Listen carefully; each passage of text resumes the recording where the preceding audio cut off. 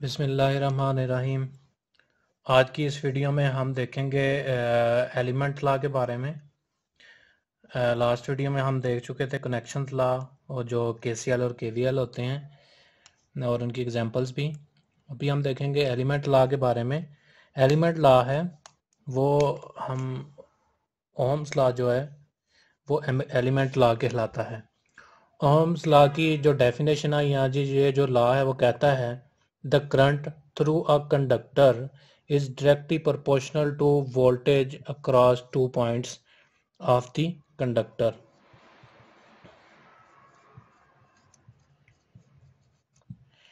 कहना ये चाह रहा है, ओम्स लॉ कहता है कि अगर हम किसी कंडक्टर के ऊपर वोल्टेज अप्लाई करें तो उसमें से कोई ना कोई करंट गुजरेगा। अगर हम वोल्टेज को बढ़ा दें तो उसी प्रोपोर्शनैलिटी के साथ जो करंट है वो भी बढ़ जाएगा। अगर हम उसके वोल्टेजेस कम कर दें तो उसी प्रोपोर्शनैलिटी के साथ जो उसके अंदर से करंट गुजर रहा है वो भी कम हो जाएगा। सो ओहम्स लॉ कहता है the current through a conductor is directly proportional. का मतलब ये होता है कि एक क्वांटिटी राइज करे तो उसके साथ दूसरी क्वांटिटी भी राइज कर जाए, इसे हम कहते हैं डायरेक्टली प्रोपोर्शनल। सो इधर दो क्वांटिटीज का जिक्र हुआ है, एक है करंट का और दूसरा है वोल्टेज का। हम इसको देख चुके हैं कि हम जो करंट है उसको आई के साथ रिप्रेजेंट करते हैं, उसको हम करंट को आई के साथ रिप्रेजेंट करते हैं और जो वोल्टेज है उसको हम रिप्रेजेंट करते हैं वी के साथ। सो जो दो क्वांटिटीज का जिक्र हुआ है उसमें एक करंट है और दूसरा वोल्टेज है। तो इसमें यह कहा गया है कि वोल्टेज को जो वोल्टेज है वो प्रोपोर्शनल है करंट के साथ। इसको इसी जो स्टेटमेंट है इसको हम अगर मैथमेटिकली लिखना चाहें तो ओहम्स लॉ ने ये कहा कि voltage applied the current through a conductor is directly proportional to the voltage applied across the conductor. ये जो सिंबल होता है ये होता है प्रोपोर्शनैलिटी का।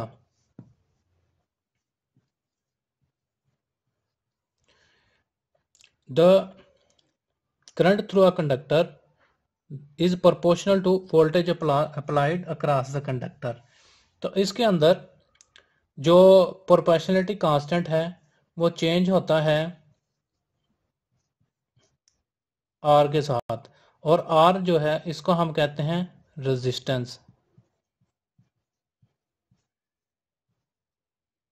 और रेजिस्टेंस क्या चीज़ है? ये करंट के फ्लो के अंदर जो रुकावट होती है उसको हम रेजिस्टेंस कहते हैं। सो ओहम्स लॉ हमारे पास का जो फार्मूला बन गया वो बन गया V is equal to R I या V is equal to I are.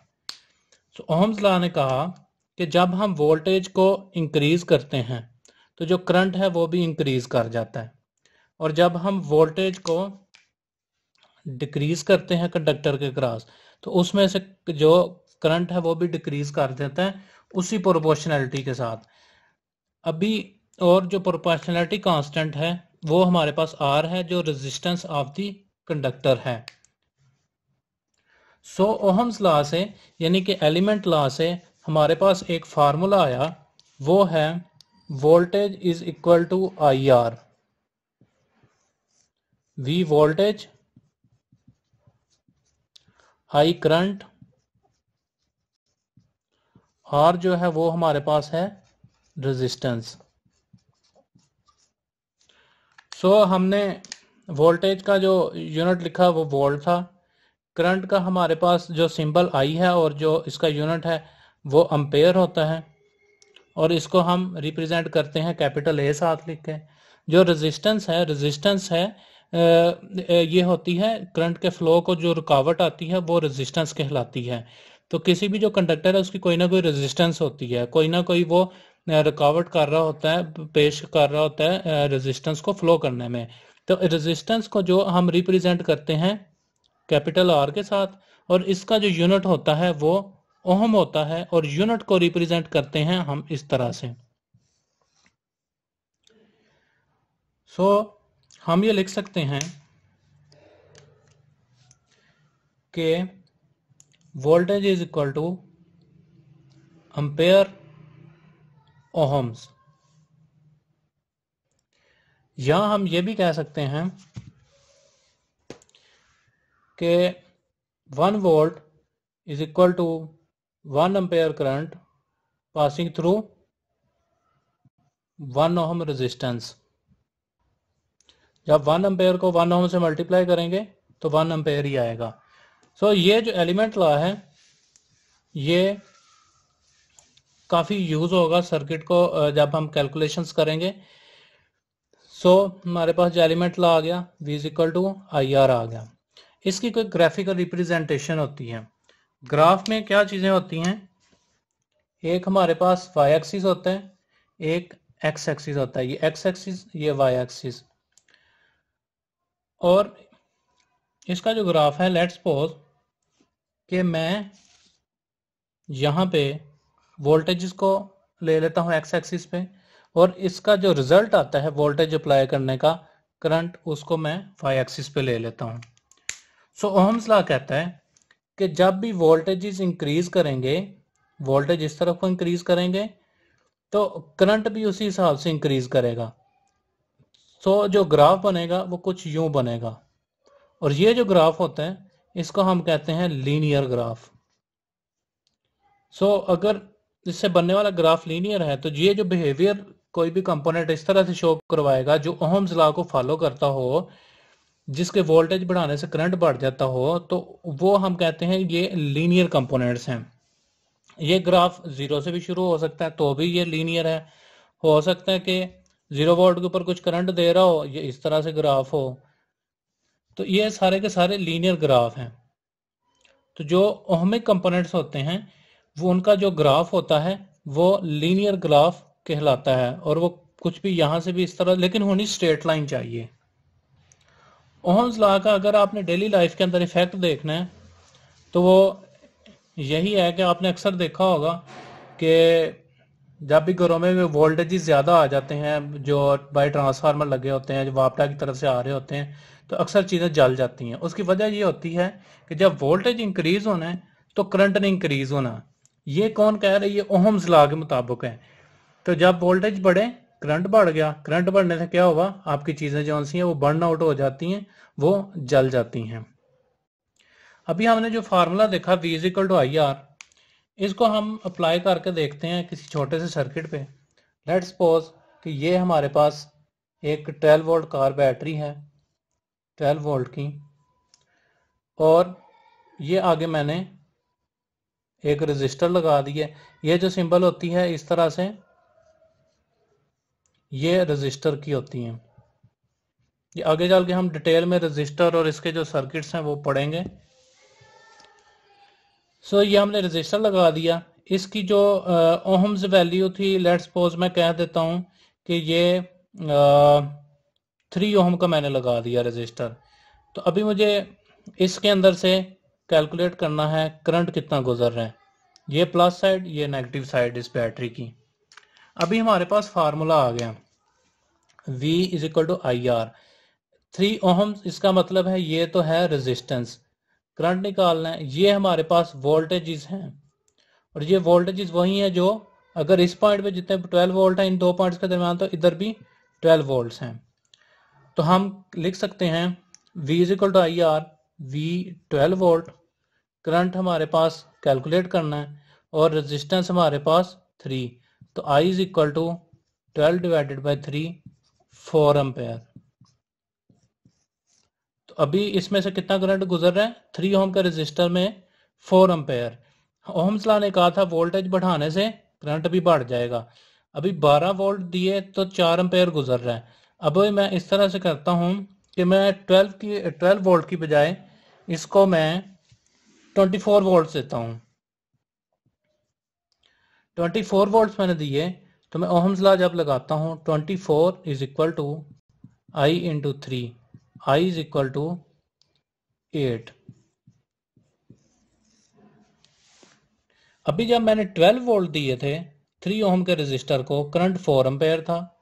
जब मैंने 24 वोल्ट दिए तो करंट 8 एम्पेयर था, करंट 4 एम्पेयर से 8 एम्पेयर हो गया, और जो वोल्टेज पहले 12 थे 24 हो गए। तो ओहम्स लॉ ने यह भी कहा था कि प्रोपोर्शनैलिटी होनी चाहिए। वोल्टेजेस मैंने ट्वाइस किए, 24, जो करंट पहले 4 एम्पेयर था वो अब 8 एम्पेयर हो गया, और ये भी 2 के साथ मल्टीप्लाई हो गया, 4 एम्पेयर भी 4 इंटू 2 8 एम्पेयर हो गया। कहने का मतलब ये है कि जो प्रोपोर्शनैलिटी है वो मेंटेन हुई है। पहले वोल्टेज 12 थे, डबल किए 24 कर दिया। जब 12 वोल्ट था 4 एम्पेयर करंट था, वो भी जब वोल्टेज तो डबल हुए तो करंट भी डबल हो गया। इसी तरह से आप कोई भी वोल्टेज की वैल्यू इंक्रीज करते जाएंगे, आप जिस भी मल्टीपल के साथ वोल्टेज को मल्टीप्लाई करेंगे उसी के साथ करंट जो सा वो मल्टीप्लाई हो जाएगा। सो इधर से ये साबित हुआ कि जो वोल्टेज और करंट है वो प्रोपोर्शनल है आपस में, और ये एक लीनियर रिलेशन है। करंट वोल्टेज बढ़े करंट बढ़ गया, ये एक लीनियर रिलेशन है। अच्छा जी, इसके बाद ये तो था हमारे पास एलिमेंट लॉ, ओहम्स लॉ। इसके बाद एक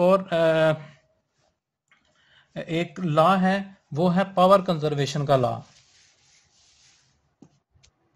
जो पावर कंजर्वेशन का लॉ है,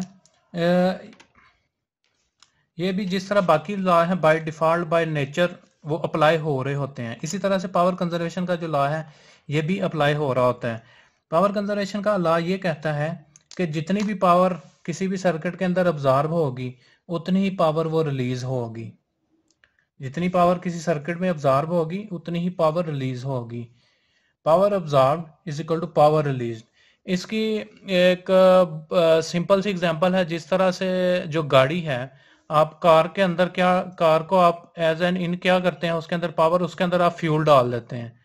ठीक है, जब आप उसको इग्नाइट करते हैं और वो आपको क्या कर रही होती है, एक तो आपको स्पीड दे रही होती है, साथ उसके स्मोक भी निकल रहा होता है, जो एग्जॉस्ट गैसेस होती हैं वो, और हीट भी जनरेट कर रही होती हैं। इसके अलावा जो उसकी एनर्जी है वो यूज हो रही होती है रोड फ्रिक्शन को ओवरकम करने के लिए, इस तरह से एयर फ्रिक्शन को कम करने के लिए। सो आपने जितनी power the in the shape of fuel, आपने उसके अंदर फ्यूल डाला, ये आपने उसको पावर दी, उसने आपको, जब आप गाड़ी को यूज किया तो एज अ रिजल्ट उसने आपको स्पीड दी, स्मोक दिया, हीट दिया, रोड फ्रिक्शन दी। पावर ऑब्जॉर्व हुई, उतनी ही पावर वो रिलीज कर रही है। लेकिन जो पावर आपने दी वो किसी और शेप में दी, जो रिलीज हो रही है वो किसी और शेप में हो रही है। इसी तरह से अगर आपको जो अक्सर घरों के अंदर ये हीटर होते हैं, इलेक्ट्रिक हीटर क्या कर रहे होते हैं कि आप उनको, हीटर को आप इलेक्ट्रिसिटी देते हैं, ये आपने इसको पावर दी, power in the form of electricity, heater ने आगे हमें हीट जनरेट कर दी। So the amount of heat वो जनरेट करेगा ये होगी पावर रिलीज्ड, और जितनी वो पावर करंट और वोल्टेजेस वो कंज्यूम करेगा वो हो गया पावर अब्जॉर्ब्ड। मतलब आपने उस पूरे जो हीटर का सारी सर्किटरी कायल होती है उसको जितनी पावर दी, उसने वो कंज्यूम की, कंज्यूम करने के बाद उसने रिटर्न की इन the form of heat. So power conservation law ये कहता है पावर जो अब्जॉर्ब्ड है वो इक्वल टू पावर रिलीज्ड है। तो अभी तक हमने जो तीनों लॉज देख लिए, जिसके अंदर नंबर 1 पे हमने देखा कनेक्शन लॉ,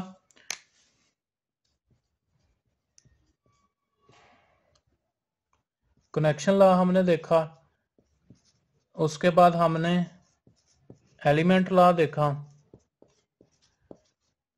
और अभी हमने देखा पावर कंजर्वेशन का law.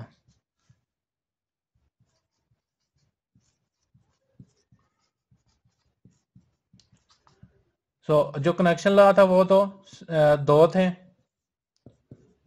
KVL, KCL. Element law हमने देखा ओहम्स लॉ। पावर कंजर्वेशन में हमने सिंपल देखा कि power absorbed is equal to sum of all the power released.